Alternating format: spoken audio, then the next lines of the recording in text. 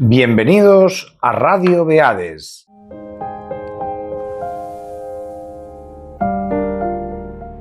Este es un vídeo muy especial porque es para agradeceros que hemos superado los 1000 suscriptores al canal. Y a todos esos suscriptores, que ahora son como 1080, 1090, quiero darles las gracias. Date por aludido, suscriptor, por favor. Te agradezco muchísimo que sigas este canal, que empezamos con mucha ilusión. Como algunos sabéis, este proyecto nació primero como un podcast, solamente audio, que colgábamos en Spotify directamente. Yo recitaba poemas y los comentaba y los subíamos a Spotify. Lo subía. Estoy usando el plural de cortesía. Lo subía yo directamente desde el móvil. Y así he estado durante 5 años. Hasta que quise pasarlo a YouTube. Y entonces empecé a subir vídeos recitando y empecé a entrevistar a autores, editores, personas relacionadas con la literatura. Y aquí estamos. Llevamos 2 meses nada más, pero como hemos superado los 1000 suscriptores, que es como una barrera psicológica y una barrera mínima que te pone YouTube para poder profesionalizar el canal, pues os quiero dar las gracias. Voy a poner ahora un pequeño resumen de lo que han sido estos 2 meses, de las entrevistas, de los vídeos, y también quiero pediros que me sugiráis en los comentarios qué tipo de contenido os gustaría ver, a quién os gustaría que entrevistase y cualquier cosa que se os ocurra. Yo os puedo decir que el canal va a crecer, para lo cual necesita medios y necesita que haya suficientes suscriptores y visualizaciones. Os agradezco a todos aquellos que compartís los vídeos, mandando el enlace por WhatsApp, poniéndolo en las redes sociales, en fin, lo que se suele hacer. Yo os lo agradezco a todos, a los que estáis en mi grupo de difusión de WhatsApp, a los de mis redes personales y a los amigos que me escribís cualquier día, un martes por la mañana. Oye, estoy escuchando el vídeo con Eloy Sánchez Rosillo o con Enrique Murillo o con García Martín y me está gustando mucho y estoy de acuerdo en esto, no estoy de acuerdo en esto otro. A los que comentáis, hay muchísimos comentarios dando las gracias por el canal, animando a seguir y comentando distintos aspectos de las conversaciones, porque estos no son entrevistas. Yo no hago un trabajo periodístico, aunque se parece mucho, sino es una conversación de tú a tú entre escritores. Muchos de ellos son escritores consagrados, a los que en cierto modo sí entrevisto porque me interesa preguntarle cosas concretas, pero es una conversación entre escritores. Así que si queréis comentar algo al respecto, sugerir algo o simplemente saludar, sois bienvenidos, es vuestro canal. Más adelante buscaremos formas de patrocinar para poder crecer como canal, para crecer en medios, para poder hacer entrevistas presenciales con calidad, para lo cual hará falta que haya medios, claro, y por lo tanto que se monetice. Si no, esto es muchísimo trabajo. Quiero que sepáis que tiene muchísimo trabajo, que yo hago con mucho gusto porque lo disfruto. El primero de todos, el primer oyente de Radio Beades soy yo, y yo disfruto mucho viendo las conversaciones porque me encanta tener para siempre esa conversación con esa persona disponible. Y muchos son autores a los que he admirado siempre y voy a seguir entrevistando a muchos más. En este vídeo yo solo os quería dar las gracias, pero ya veis que os estoy contando por dónde van a ir los tiros en los próximos meses. Así que gracias, Radio Beades, gracias por escuchar, por compartir, por darle al like, por suscribiros. Bueno, suscribiros los que os habéis suscrito. A lo mejor estás viendo este vídeo de agradecimiento y todavía no estás suscrito. Dale, es gratis y a mí me ayudáis un poquito. ¿Cómo definirías este libro para una solapa? Para una solapa, pues...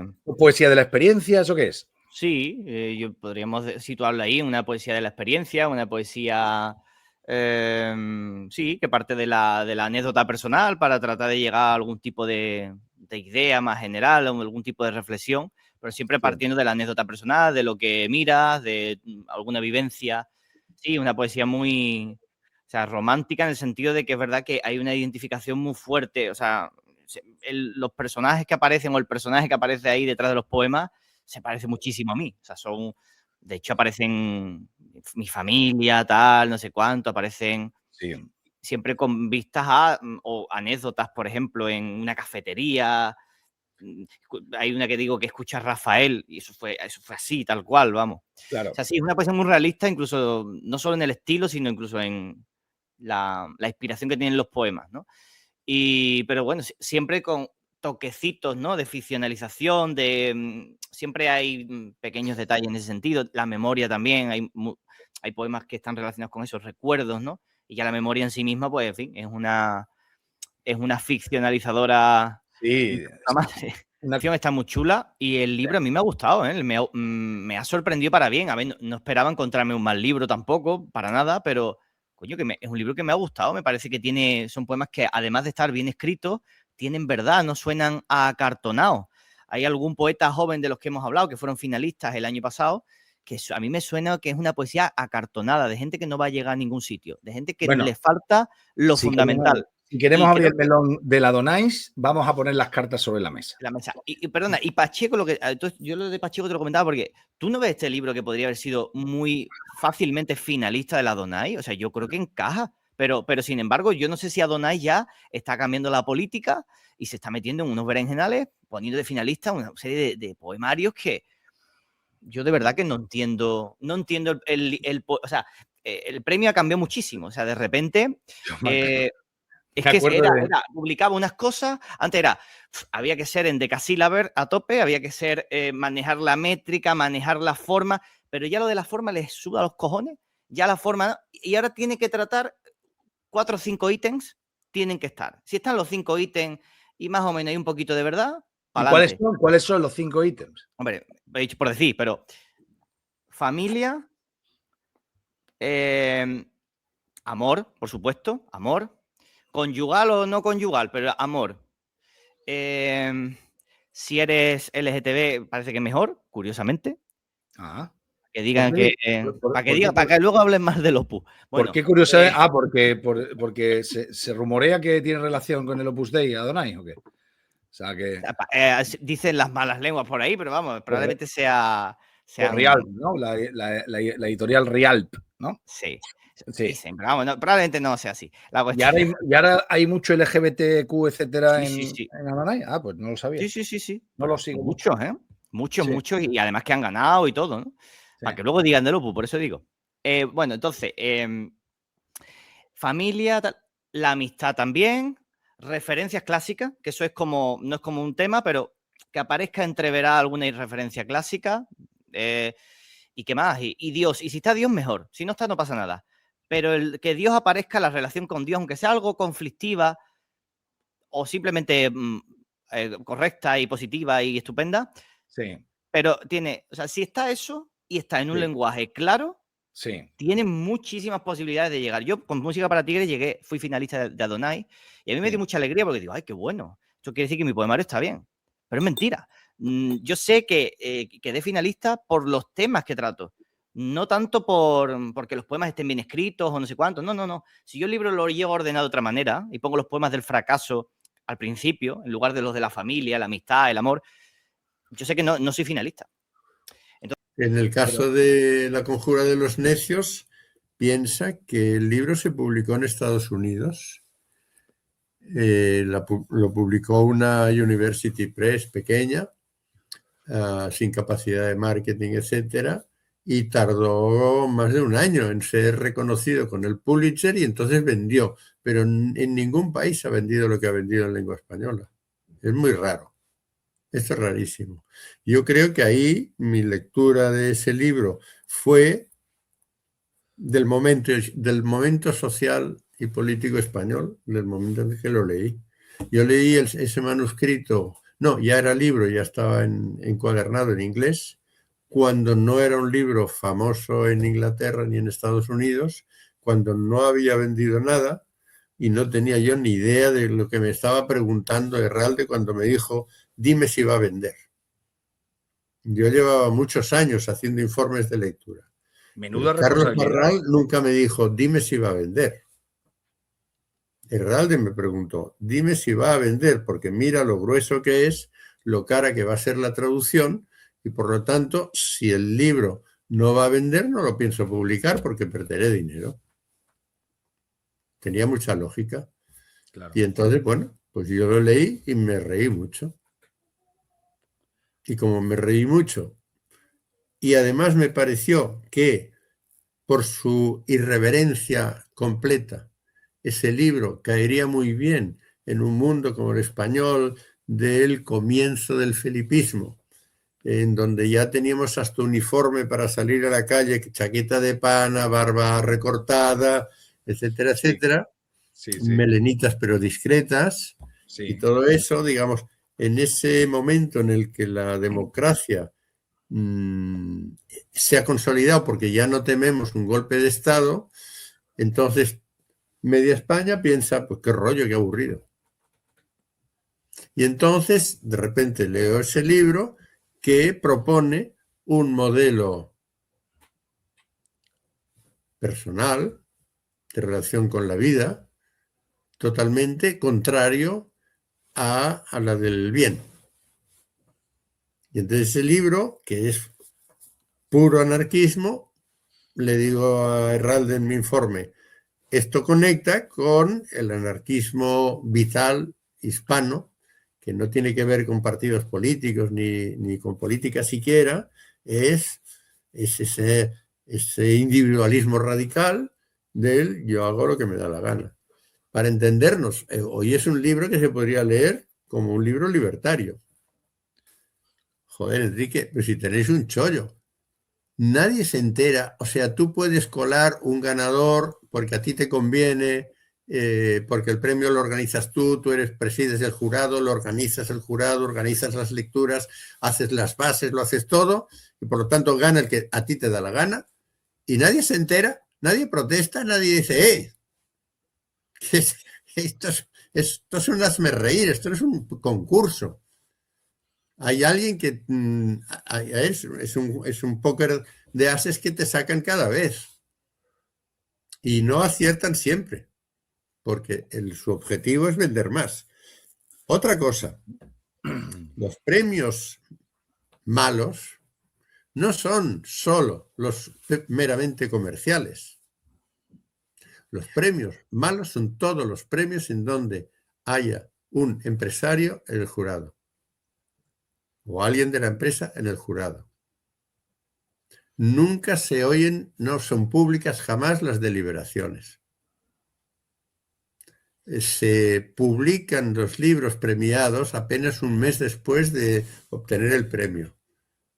En un mes no hay tiempo material de hacer ni un editing, ni una corrección de estilo, corrección de pruebas, maquetación, diseño gráfico de portada, comercialización y puesta en venta. Es imposible.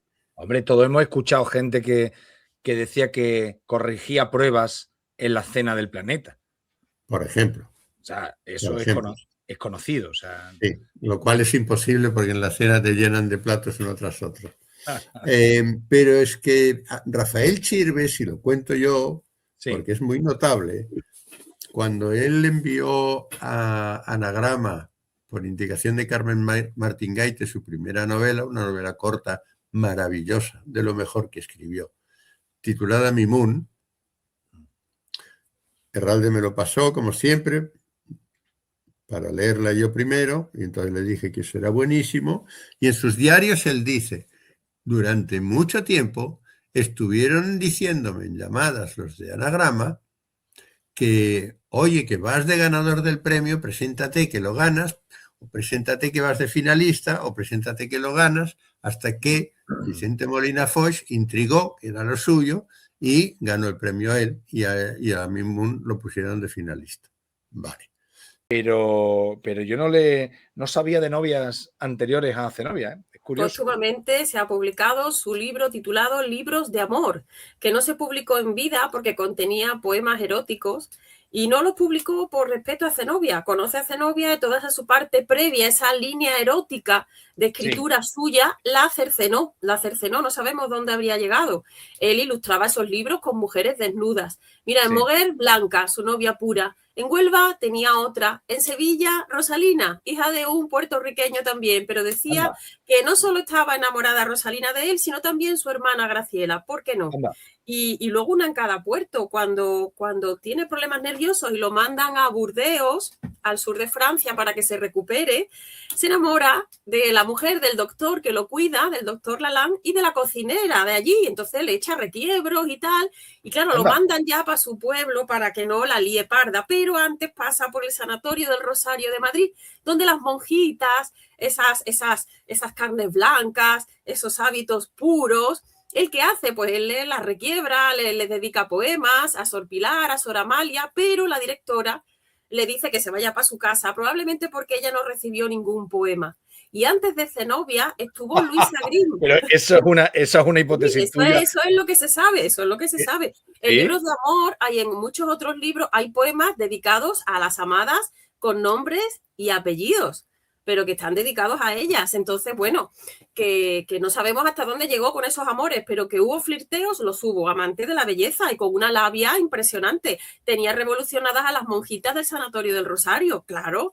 Y luego, antes de Zenobia, estaba Luisa Green, a la que conoció en Madrid. Era la que le descubrió antes que Zenobia el mundo de la literatura inglesa, que ya influyó en su evolución hacia Diario un poeta recién casado. Esta era una mujer casada con un borracho, con una hija, y él, bueno, pues hubiera ido a Londres para estar con ella. Él creyó en esa historia, pero ella no dio el paso. Y luego llegó Zenobia.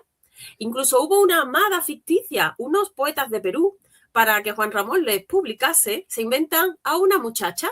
Esto sí me suena, esto lo leí. Cartas desde Lima a Juan Ramón, y ya Juan Ramón se está enamorando de esa una chica, mala leche muy grande.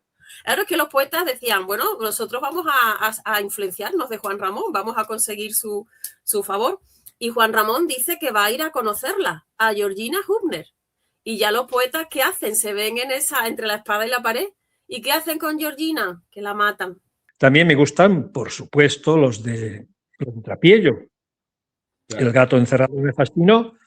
Lo que pasa en Contrapiello es que, ¿cómo te diría yo? Hincha mucho el perro. O sea, un diario de un año no te da, yo llevo muchos años con ello, para más de 200, 300 páginas.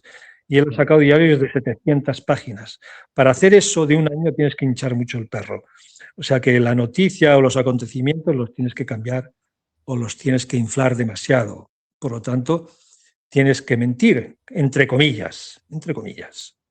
No, y el literaturizarlo, todo, divagar, ¿no? Bueno, sí, literaturizarlo y mentir, en una palabra, porque el diarismo es, el diarista tiene que tener, ¿cómo te diría yo? Una cosa tácita entre el lector y el que escribe, un pacto tácito entre el lector y el que escribe, en el que el diarista le promete al lector tácitamente que no le va a mentir, que va a escribir lo que ha pasado durante el día. Por eso se llama diario, si no se llamaría mensuario o semanario, etcétera, etcétera, ¿no? O anuario. No, es el diarista tiene que contar la realidad tal como ha pasado, sin inflarla, sin cambiarla y transcribiendo lo que, vamos, si no quieres contarlo, no lo cuentes, pero si lo cuentas, cuéntalo con verdad, con veracidad. Ese ya lo decía Philippe Lejeune, que fue el gran teórico del diarismo, que hay un pacto tácito entre el escritor de diarios y el lector, que tiene que contar la verdad de lo que... Con lo cual, los de García Martín incumplen totalmente esa norma, porque se inventa continuamente una amiga de la juventud que aparece en su casa y de repente... Muchos sueños, sí. Hay muchos, pero los de Trapiello incumplen totalmente, prácticamente esas cosas, ¿no? Yo le he descubierto en muchos detalles, en muchos momentos que dices, esto no es verdad. Cuando la vocación se apoderó de mí o entró en mí, pues yo no pensaba en otra cosa, es decir, cambió para mí el mundo, ¿no? sobre todo al comienzo de aquella vocación, recuerdo que estaba todo, miraba todo como si estuviera recién hecho, recién creado, tenía todo como un brillo de nuevo, ¿no? He visto a veces en muchos poetas, ¿no? que empiezan con el endecasílabo pum, pum, pum, pum, pum, pum, pum, pum, pum, pum, y eso no acaba nunca y además te suena todo igual, ¿no? Nunca he aprendido el oficio a base de ir, de que me dijera un profesor que si un endecasílabo era esto, tal, no. Aparte de que esos metros de nuestro sistema, de nuestra prosodia, pues se me quedaron en el oído enseguida. Yo no cuento ni he contado jamás, hombre, muy al principio puede ser, ¿no? Pero nunca cuento a ver si ese verso tiene 11 sílabas, o ya sé que lo tiene, es que si no me chirriaría en el oído, ¿no? Es que, ¿cómo va a escribir uno para estar siempre haciendo chistes o gastando bromas o para que no se te entienda una palabra? Pues para eso te dedicas a otra cosa. ¿Y por qué soy creyente? Pues porque creo que soy un hombre que ha tenido la suerte de estar en su vida acompañado por la poesía, o pienso yo que me ha acompañado un poco, Sí. y eso me ha hecho ver la vida con lucidez, o con cierta lucidez, y sobre todo darme cuenta de que el mundo es un misterio. Entonces, dentro de ese misterio, por supuesto, está o puede estar, quiero decir que no lo niego, ni mucho menos, está Dios y están otras muchas cosas. Veo el mundo como algo misterioso, si no, ¿qué poeta sería yo? Hombre, eso lo pregunté yo, por ejemplo, a un amigo que tenía yo en una universidad anterior, porque era especialista en fiscalidad y en impuestos. Y entonces me decía, porque claro, yo cobraba por los libros, por los artículos, ¿no? Por la labor de escritor, pues para una merienda espléndida, como digo, uno de los libros, pues da, pero para una merienda. Entonces yo le preguntaba, digo, oye, tengo que declararme autónomo, ¿cómo va esto?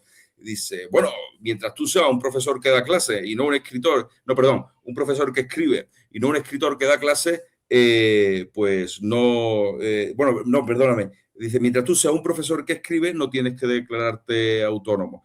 Y lo contrario sería, o lo peligroso sería que fuera un escritor que da clase. Y digo, y bueno, ¿y cómo se determina esto? Y dice, ¿de qué más ingresas? Y digo, pues de profesor. Y dice, por mientras tanto eres un profesor que escribe y por tanto no tienes que hacerte autónomo. Así Ojalá. que a nivel monetario soy un profesor que escribe. A nivel vocacional, pues un escritor que da clases. Pero claro, a nadie le importa mi vocación, obviamente. Claro, de eso hemos hablado mucho aquí en el canal y se lo pregunto a todo el mundo. Porque hay quien opina que el escritor es el que vive de escribir. Sí. Y hay quien no... Enrique Murillo decía que él distinguía entre escritores que han leído y escritores que no han leído.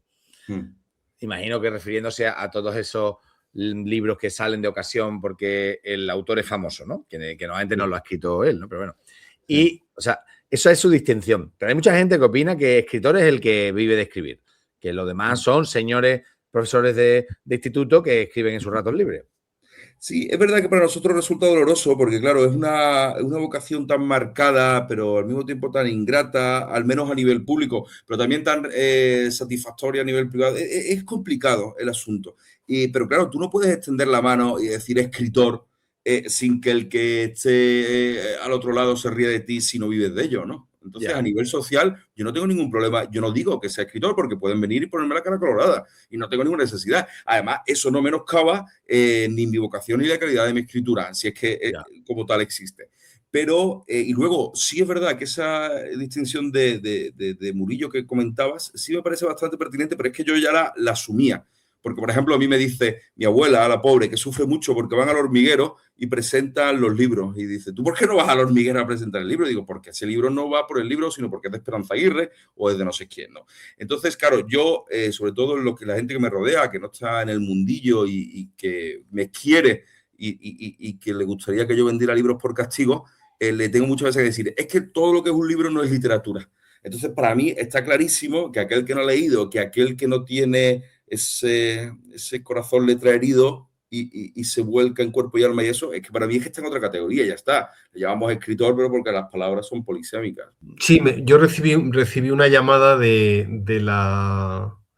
una persona que trabaja en la empresa a la que Prime encomendó el doblaje de la serie al castellano y al catalán. Claro.